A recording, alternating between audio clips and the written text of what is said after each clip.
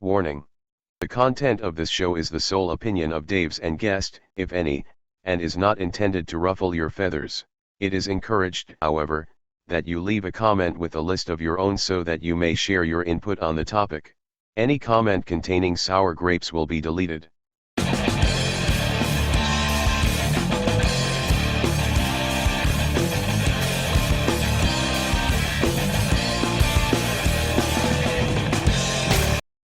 All right, everybody, welcome back to the list. Today, I have a friend of mine that I've known since probably 6th or 7th grade. I think 6th, maybe That's 7th. right, yeah. And this is Greg Doyle. And in 1982, he and I had finished 8th grade and went into our freshman year of high school. And so we thought we would pick our 10 favorite albums from this year. I found this was a great year. It's funny, a lot of times when I look at these years, I see songs that I love on albums I didn't care for, and then obviously a lot of great albums. So there's a lot on my list here in the honorable mentions. And how did you find writing this list? Yeah, I kind of thought the same thing. There were a lot of great albums. Like I just told you, I don't think there was any one album that was clearly the best to me, but when I went through the list of the year, I could have easily, made my initial list of over 50 albums and then pared it down. As it was, I ended up listening to over 40, and then it got it down, to what I have now, which is a top 10 and 10 honorable mentions. So, but even that, I didn't find it was that easy. But I have my list, and after a few revisions, this is what I got. Nice. So we're going to jump right into this list, and I guess I'll start with number 10. And my number 10 was an album that at the time, I always loved the singles on it. But when I got the album, I realized how great it was. It just nudged out the number 10 spot, literally by a hair, pushing the other album into an honorable mention. However, my number 10 is Thomas Dolby, The Golden Age of Wireless. Songs like One of Our Submarines, Airwaves, She Blinded Me with Science. Love it. It's a good album. It didn't make my list, but definitely One of Our Submarines is a great song. Great tune. Blinded Me by Science. I mean, that reminds me of early in high school, that video and Yeah. the song itself. Yeah, it's definitely a good album. I think it was definitely within those 50 albums I mentioned, but it didn't make my list. Right. All right. All right. Well, I'll go to my number 10. So my number 10, I think it's not quite as acclaimed as some of the earlier albums, but it's a little underrated in my opinion. That's Tom Petty and the Heartbreakers, Long After Dark. And I think it's a really good album. And I think it's the last album before he completely changed the sound. Like the album after this was, I think, Southern Accents, where he started to change a little bit. And I do like the later stuff, but the early classic Tom Petty sound, I think you could hear on most of these songs. I mean, there is a little more keyboard on it. And probably the biggest hit is You Got Lucky, and that's a little more keyboard. But if you listen to some of the other songs, like Between Two Worlds is a really great song.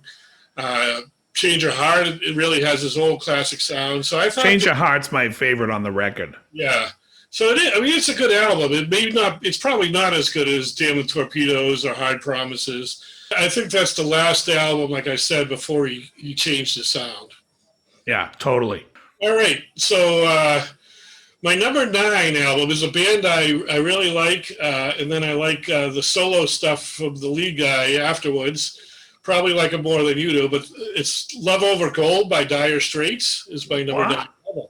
Wow. 5 songs on the album, each song at least 6 minutes long, including the 14-minute Telegraph Road. So I really like Telegraph Road because I've seen Mark Knopfler a few times live, and he always does it live, and it sounds great live. And but I like every song on the album. It's not really, the biggest hit was probably Industrial Disease, which is the weakest of the 6, but I really like that album. Yeah.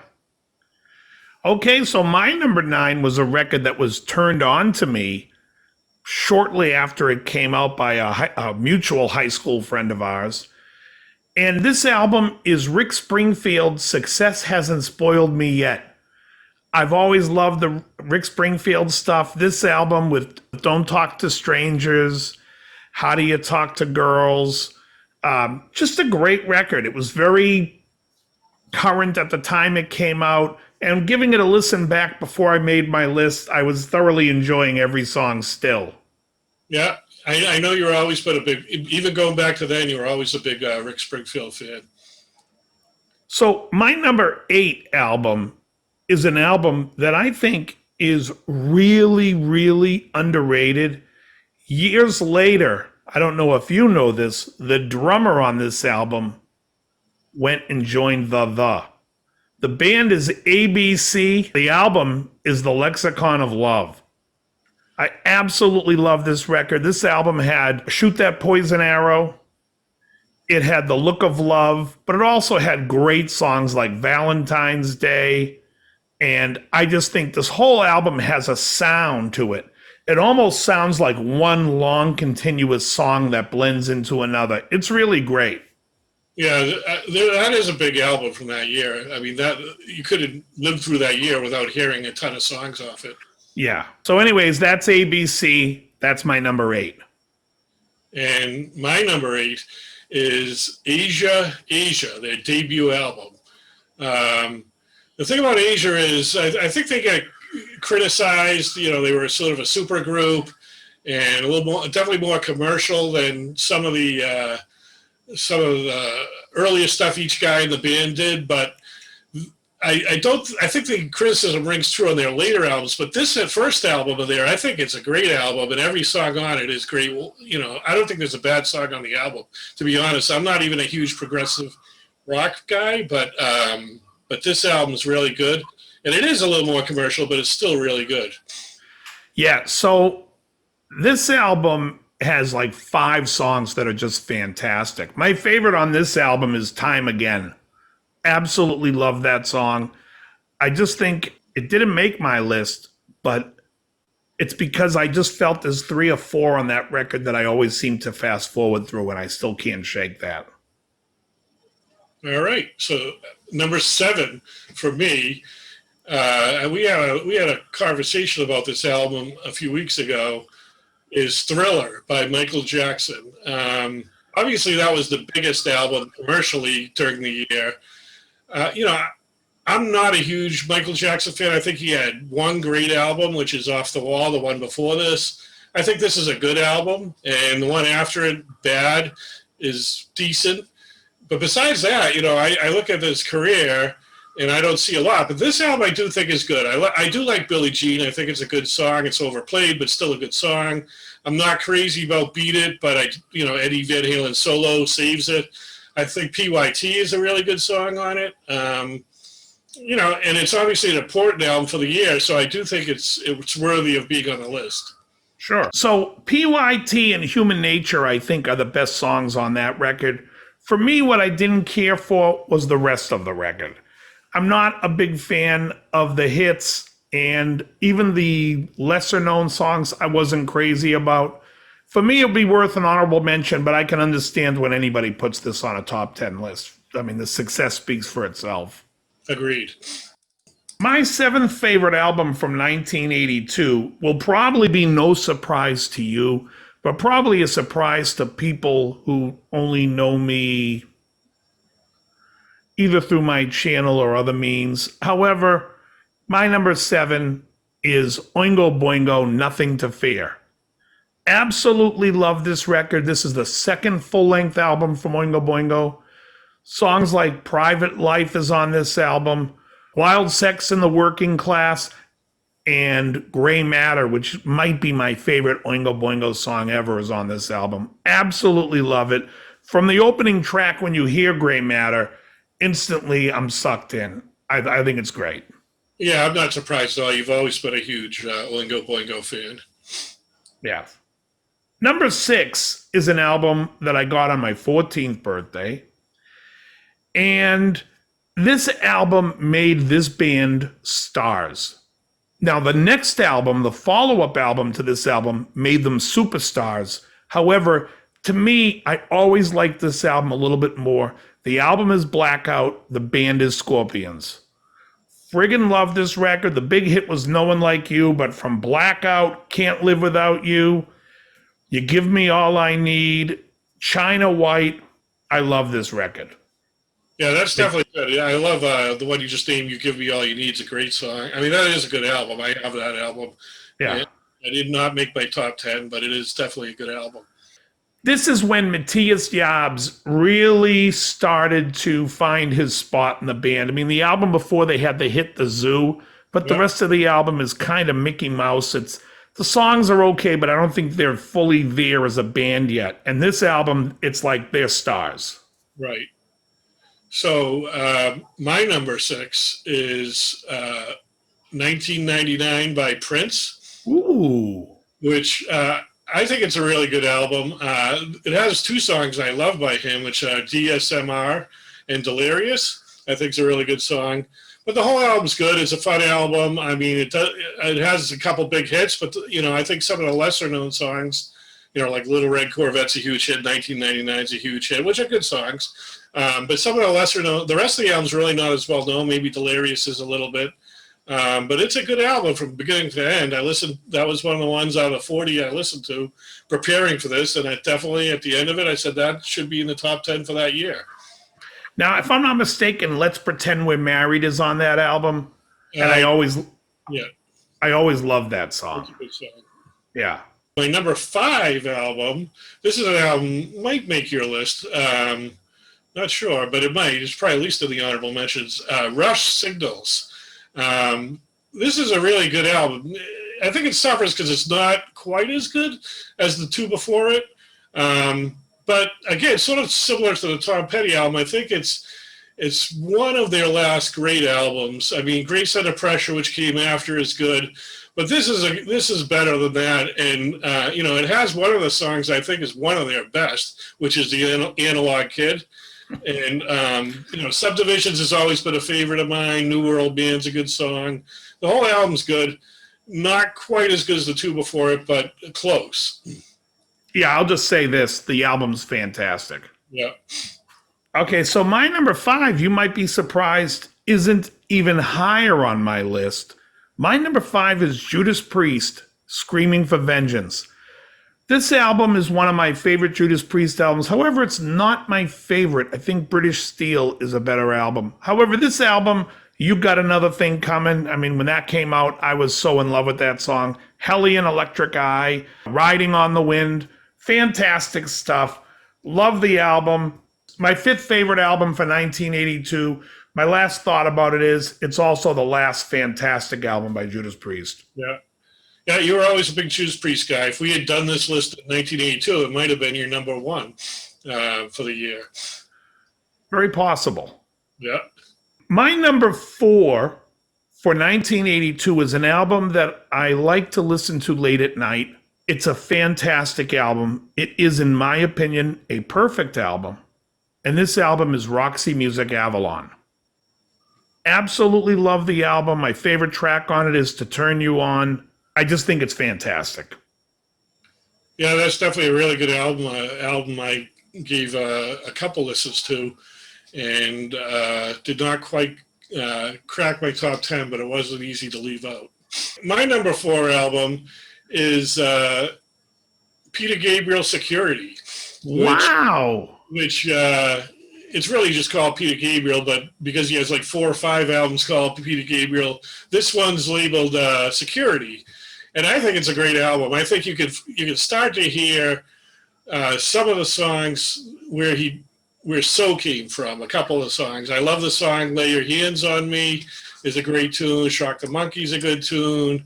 There's another song, Kiss of Life, which is the song that really I listened to and said, wow, like you sort of hear the same sound as So on that one.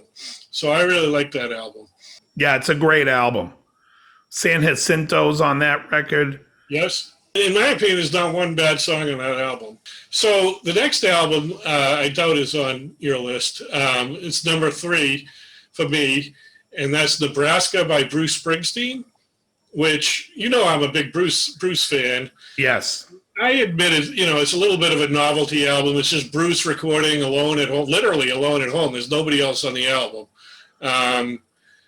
So, you probably have to be a Bruce fan to really like this album. But the thing about it is the songs are good. He plays a lot of these songs later on with a full band. And they're a little different, obviously, but they're great songs. Like Atlantic City is a good song. I love the song Johnny 99, which he plays live almost every show. And he plays it with a full band. It sounds a lot fuller, but I like it on the record, too. I think the song Nebraska is great. I love the harmonica in that song. Highway Patrol. There's just a lot of good stuff on it. Maybe you got to be a Bruce fan, but I like it. Yeah, I think it's a very good record. I do love Atlantic City. Yeah, that's a great song. So my number 3 for 1982 is an album you mentioned earlier, and that is Rush Signals. I like this album, I think, better than you do because I think it's just as good as Permanent Waves. There's so many great songs, whether it's Subdivisions, Analog Kid, New World Man, Digital Man, The Weapon, Chemistry, Losing It. I love this album. Love it. Yeah, it's great. It's still, I also consider it the last of the great albums. I'm pretty sure it might be the last that Terry Brown produced. Their sound became a little bit more rigid and digital sounding as the albums went, when you had Grace Under Pressure and then Power Windows. Yeah. Which are okay. Those are good albums. Yeah. But this album, I think, is fantastic and should not be overlooked. Absolutely. My number 2 will be no surprise to you.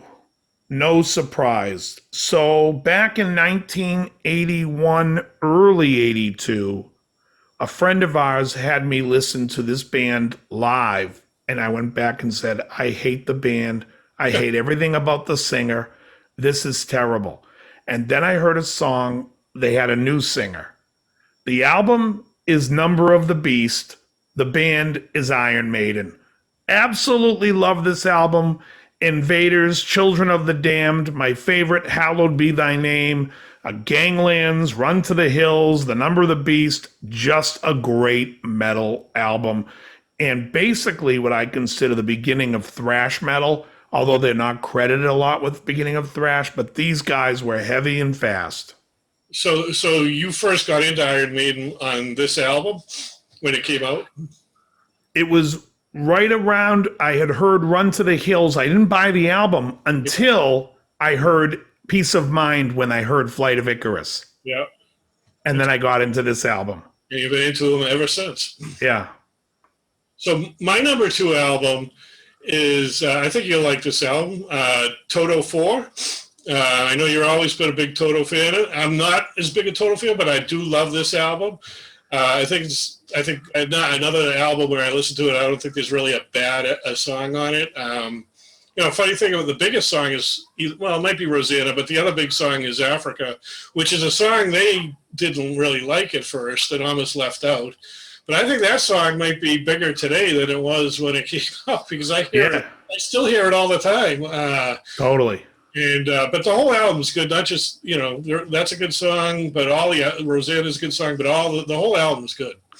I Won't Hold You Back is a fantastic song. Yeah. And there's another great song, Waiting for Your Love. I've been sitting waiting for your love. Great record. Why don't we make believe we're in love again?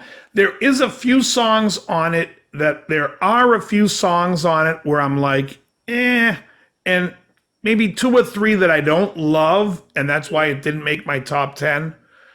I love the band. Yeah, I know you do. But that album for me has a lot of great songs, but a couple of duds for my taste.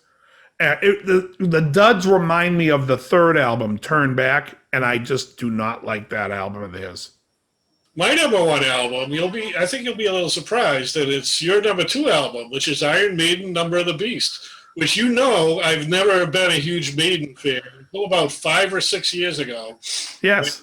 When you asked me to go to a show, and leading up to that show, I downloaded a bunch of their stuff. I looked at their recent set lists.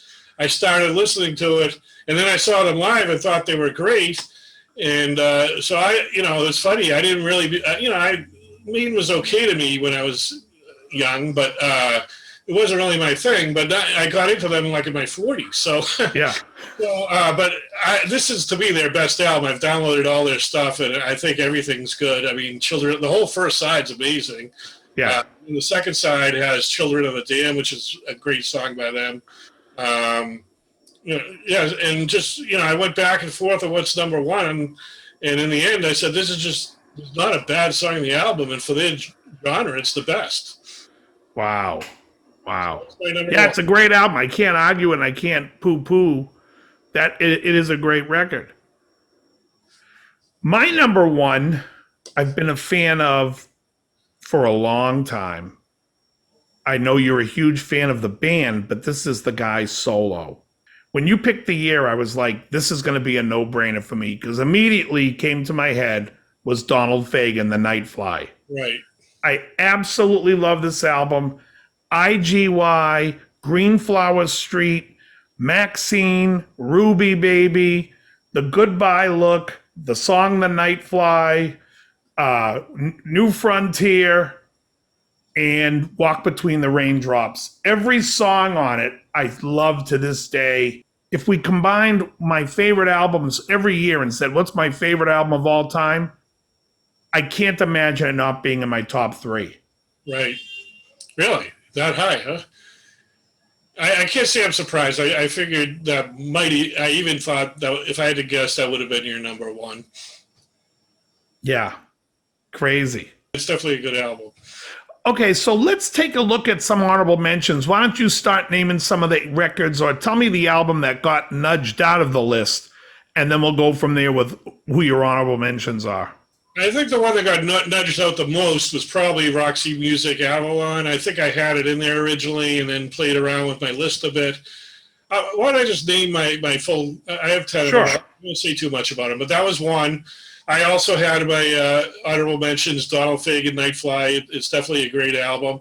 I had Pictures at 11 by Robert Plant, his first album, which I think might be his best solo album, to be honest. I agree. I have Mirage. Pledge Pin, Burning Down One Side. It's a good album. I really like the guitar playing in that album, to be honest. Robbie Blunt. Mirage by Fleetwood Mac is a good album, just kind of suffers in comparison to the earlier ones. I had Eye in the Sky by Alan Parsons. I like that album. Talking Back to the Night by Steve Winwood. I like Winwood. I saw him live once, and I think that album's good. My favorite track on that album is Still in the Game. Yeah, that's a great song. Yeah. I put on my honorable mention, and I gave it some thought about the top 10, but It's Hard by The Who. It's a good album. It's not a great album. Little story about one song on it, Athena, which was a hit. Daltrey hates that song because Townsend originally wrote it for a friend of his girlfriend named Teresa. And then at the end, right before they were he chickened out and re-recorded it with Athena rather than Teresa. So Daltrey always thought that was a cop-out and hated the song. But that's a good album, I think. I got Pornography by The Cure is a good album. Great album. No big hits on it, but a good album. I got Rio. I consider this one. Pornography. Wasn't Pornography The Hanging Garden? Was that on that record? Yep. Yeah, it's a good record. Very dark. I think it's considered the first one of the trilogy, right? Yes. But there's no really there's no hits on it, really. Right. Rio, Duran Duran is a good album. Great album. I like Save a Prayer a lot, that song. And then my final honorable mention is Coda by Zeppelin, Led Zeppelin. 8 songs, all outtakes, but I think three or four of the songs are really great and easily could have been on one of their albums. Darlene is fantastic. Song. Wearing and Tearing. Yep. I love that. We're Gonna Groove, I think, is great. Yeah, like I said, there's half the songs in there are really good. There's another song. Is it called Ozone Baby? Yep, Ozone Baby's on there. I like that song a lot, too. Yep. All right. Let me go over my honorable mentions. So for me, what got nudged out was an album by Night Ranger called Dawn Patrol. I love this album. I just think Thomas Dolby's album brought a little bit more something new and was a little fresher for the time, and that's really the only reason why I got knocked out. Yeah. They were like a tie for me, and I'm like, I got to put one above the other. I'll put Thomas Dolby. I think that Night Ranger album is their best album, however. Okay, so also, I'm just going to name the ones that you had first. Toto 4 was in my honorable mentions. Asia by Asia is in my honorable mentions. Robert Plant, Pictures at 11. I loved that record. There's a couple of songs on it that are just okay, so it didn't make the list. And Prince 1999 was in my honorable mentions. Now and Michael Jackson Thriller. Yeah. Now let me name some ones that you didn't have that I thought should. Okay. Diver Down. I think there's some great songs on this record, and there's some terrible mistakes on the album. Obviously, the cover song's Pretty Woman is a mistake. I got to be honest, I think Little Guitars is a cop-out. The guitar part sounds like, when he's playing the din, din, din, din, it sounds like Won't Get Fooled Again.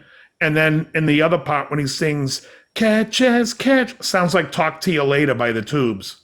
Yeah. So I just found that song to be too derivative. Enough about that album. Rainbow, Straight Between the Eyes with Stone Cold and the great song called Power. I also had on my list King Crimson Beat, which had some great songs.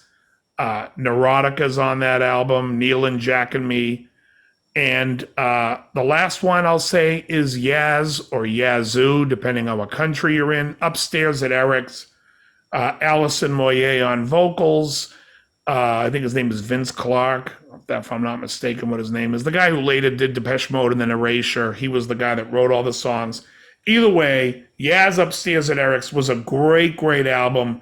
My only flaw in the album is every song sounds the same. Well, that's true. I mean, that's their style, right? Right. They wrote one tune and 10 lyrics. Thank you so much, Greg, for coming on the show. It was a great list. I liked your list. Of course, I liked mine better, in order. If you ask me tomorrow, I'd probably have 10 different albums. So. I know. I say that all the time. I'm like, that's my list today. Yeah, exactly. Who knows what happens? Tomorrow I could go back and listen to Night Ranger and it pops up to number 3. No, Yeah, it never jumps. That's a good album. I didn't have it even in my honorable mention, but I liked it. Back Yeah, then, it was a good. So It was a good record. Great band and so much good music. I mean, the lesson that this list is showing everybody is music is dead. Because we can't name 10 albums over the last 10 years that were good, let alone we're naming 20 albums from 1982 and we having trouble putting them in order. Right. Unbelievable. All right, Greg, thanks so much for doing this with me. Now, folks, at the end, I'm going to post both of our lists so you can see what our lists are. And in the comments, please let us know what your top 10 is. We'd love to see it. And as always, very good.